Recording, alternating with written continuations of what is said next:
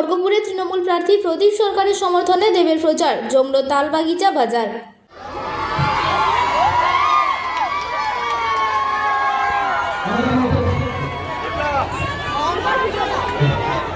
খড়গপুর শহরের তালবাগিচা বাজার এলাকায় ২৬ বিধানসভা নির্বাচনের প্রেক্ষিতেই জমে উঠল রাজনৈতিক প্রচার। শহরের তৃণমূল কংগ্রেসের প্রার্থী প্রদীপ সরকারের সমর্থনে সভা করতে এসে জনতার উদ্দেশ্যে বক্তব্য রাখলেন অভিনেতা ও সাংসদ দেব। এদিনে সভায় উপস্থিত ছিলেন বিপুল সংখ্যক তৃণমূল কর্মী সমর্থক। দেব তার বক্তব্যে রাজ্যের উন্নয়নের ধারাকে এগিয়ে নিয়ে যেতে প্রদীপ সরকারকে ভোট দেওয়ার আহ্বান জানান। পাশাপাশি তিনি রাজ্য সরকারের বিভিন্ন উন্নয়নমূলক প্রকল্পের কথাও তুলে ধরেন। সভাস্থলে সাধারণ মানুষের ভিড় ছিল চোখে পড়ার মতো। স্থানীয়দের দাবি, এই ধরনের প্রচার সভা নির্বাচনী লড়াইয়ে নতুন মাত্রা যোগ করেছে।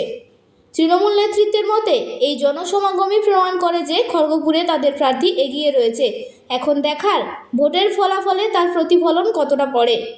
খড়গপুরের তালবাগিচা বাজারে তৃণমূলের প্রচার সভায় উপচে পড়া ভিড়। প্রার্থী প্রদীপ সরকারের সমর্থনে বক্তব্য রাখলেন দেব। নির্বাচনের আগেই এই সভা ঘিরে এলাকায় রাজনৈতিক উত্তেজনা।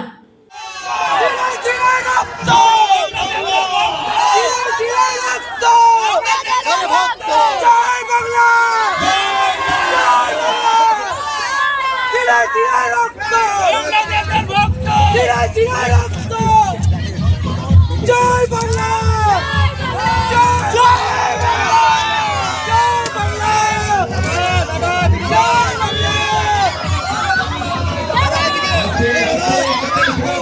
পঁয়ত্রিশ নম্বর ওয়ার্ডের কাউন্সিলর কবিতা দেবনাথ, জওহরলাল পাল মহাশয় এবং অপূর্ব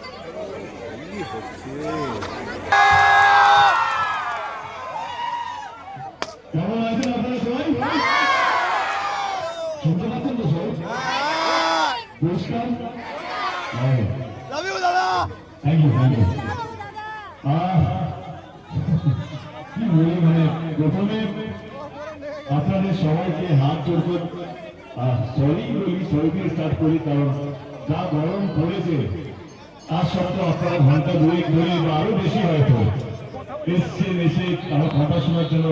শুধুমাত্র বাংলায় রয়েছে, এবারে কার জেতা উচিত? দিদি,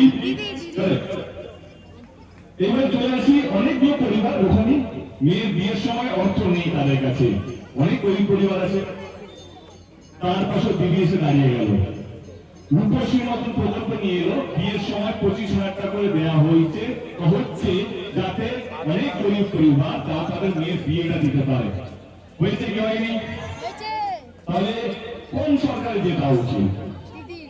তিনি সেগুলো ভাবেনি। অনেক গরিব পরিবার, আমি এমন বলছি, খড়গপুরের সঙ্গে পুরো বাংলাকে মেলালে হবে না।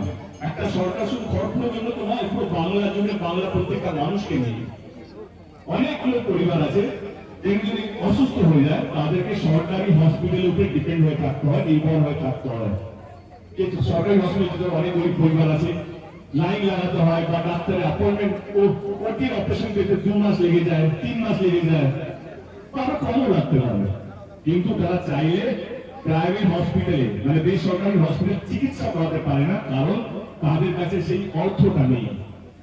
সেইখানেও দিদি এসে দাঁড়িয়ে গেল, স্বাস্থ্য সাথী কার্ড নিয়ে এলো। স্বাস্থ্য সাথী প্রকল্পের মাধ্যমে প্রত্যেকটা পরিবার 5 লক্ষ টাকা করে বীমা পাচ্ছে, যাতে সে শুধু সরকারি হসপিটাল নয়, চাইলে তারা বেসরকারি হসপিটাল প্রাইভেট হসপিটালকে চিকিৎসা করাতে পারে। এই প্রকল্পটাও অন্য কোনো রাজ্যে নেই, শুধুমাত্র বাংলায় আছে। গত 15 বছর ধরে দিদি এটা চালিয়ে যাচ্ছে। তাহলে কার যেটা উচিত?